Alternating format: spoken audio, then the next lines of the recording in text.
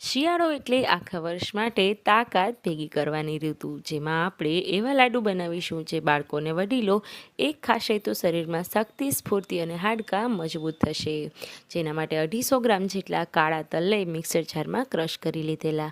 ત્યારબાદ 100 ગ્રામ જેટલા ત્રણેય મિક્સમાં કાજુ, બદામ અને પિસ્તા લઈ તેનો પાવડર કરી લઈશું.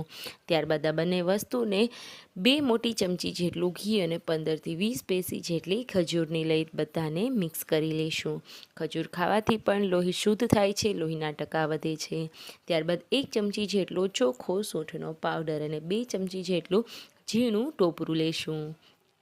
આ મિક્સચરને લાડુના ફોર્મમાં બાઇન્ડિંગ આપવા માટે 2 ચમચી ઘીમાં 5 ચમચી જેટલો ગોળ સારી રીતે ગરમ કરવાનો છે. તેમાં બબલ્સ આવે ત્યાં સુધી રાખીશું. પાયો કરવાની બિલકુલ જરૂર નથી.